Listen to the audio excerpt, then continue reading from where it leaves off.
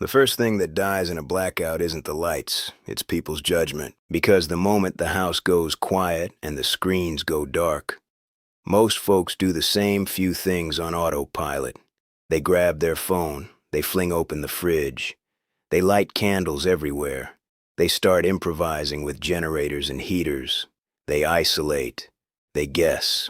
And that's how a power outage turns into injuries, fires, food poisoning, and emergencies nobody can respond to. So this is a practical, no-drama breakdown of the 5 mistakes people make when the power goes out and what to do instead. Not doomsday, not paranoia, just a calmer playbook that keeps you from hurting yourself while you're trying to handle it. Quick disclaimer first. This is general preparedness info, not legal or medical advice. Follow local rules, building codes, and safety guidance. If you're unsure about anything involving fuel, wiring, or heating, don't wing it in the dark. All right, here we go. Mistake number 1 is believing your phone will save you. When the power drops, people reach for the one thing they touch every 5 minutes anyway. The phone. They start refreshing, calling, texting, checking social media, looking for answers. And for a little while it might work.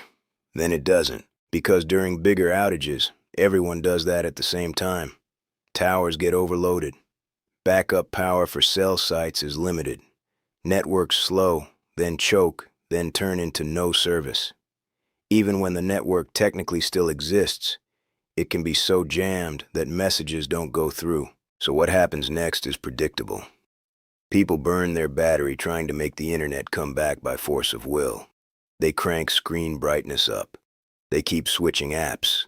They drive around looking for signal.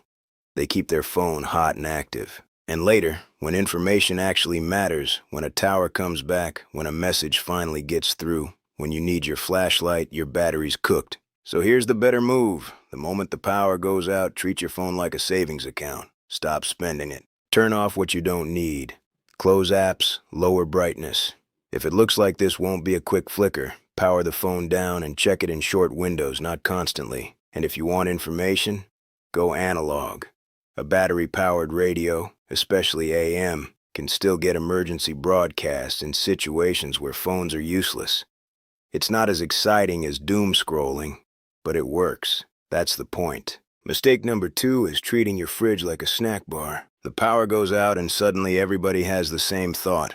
We better eat everything before it goes bad. So they open the fridge, then they open it again, then someone grabs a drink, then someone checks the freezer, then someone stands there deciding what to cook. Every time that door opens, the cold you paid for escapes. A fridge can hold safe temps for a limited time if you keep it closed. A freezer can hold longer if it stays shut, especially if it's full.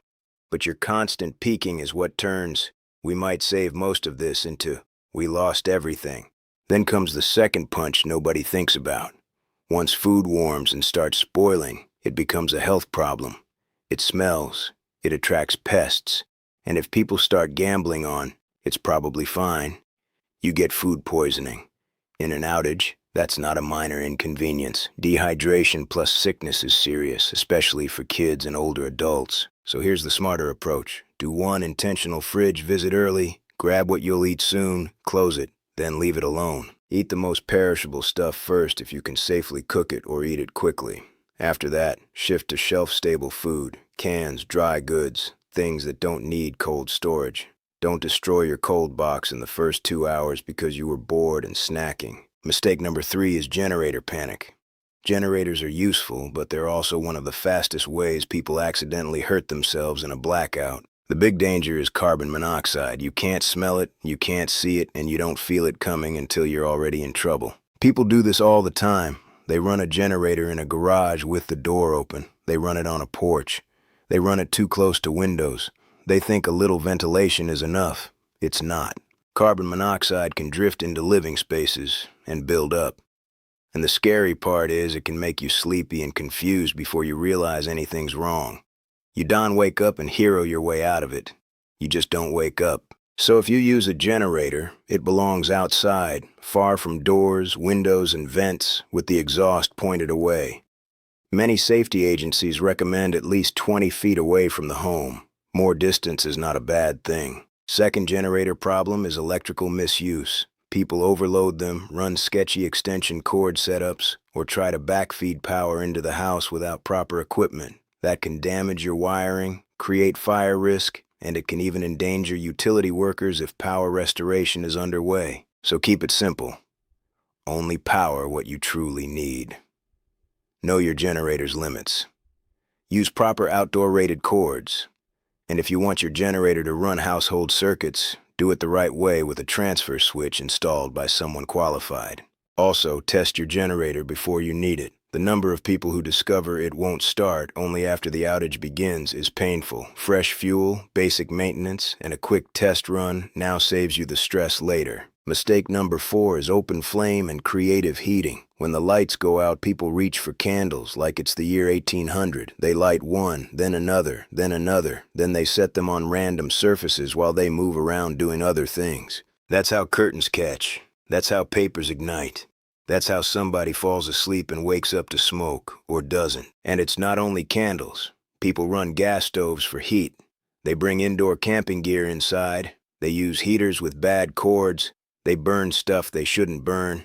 They try to heat a whole room when what they really need is to keep their body warm. So here's the safer mindset. Light is not worth a fire. Use LED lights if you can. Battery lanterns, headlamps, even small clip lights.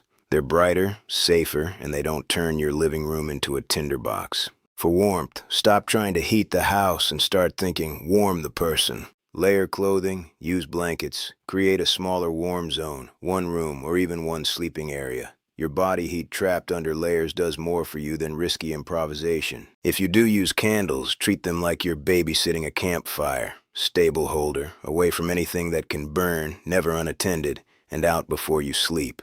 No exceptions. Mistake number 5 is the one that gets people quietly, going it alone. Most people's instinct is to bunker down and focus only on their household, which makes sense emotionally, but it can be deadly in real life because blackouts create small emergencies that become big ones when nobody notices. Someone elderly runs out of a battery for a medical device. Someone falls in the dark. Someone is cold and doesn't want to bother anyone. Somebody can't get information. Somebody's phone is dead and they can't contact family. A blackout is one of the few disasters where basic community coordination can literally save lives without anyone doing anything heroic. So I'm not saying open your door to strangers and become the neighborhood savior. No, I'm saying have a simple check-in plan. Know who in your building or on your street is vulnerable. Older neighbors, people with medical needs, single parents, anyone who might have trouble. A quick knock and a "you okay?" can prevent a tragedy. And it works both ways. Your neighbor might have the one thing you don't. A spare battery, a radio, a charger, a tool, information from a different part of town. In a blackout, cooperation can turn stress into something manageable. If you want the simplest version of this, it's a 2-minute habit. Once it's clear the outage isn't instant, check on 1 or 2 people, then settle back into your plan. Because here's the big picture.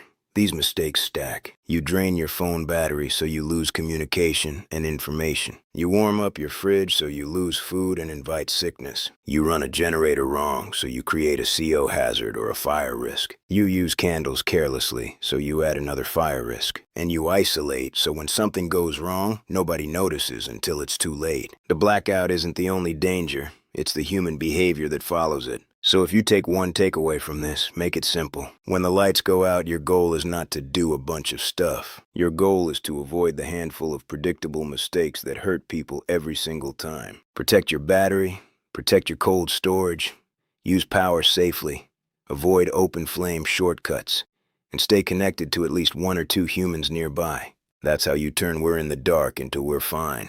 And one last question to think about, honestly. Which of these mistakes do you think you'd make first if the power went out right now? Not the tough answer, the real one. Because if you can spot it in yourself now, you're way less likely to do it when the house goes quiet.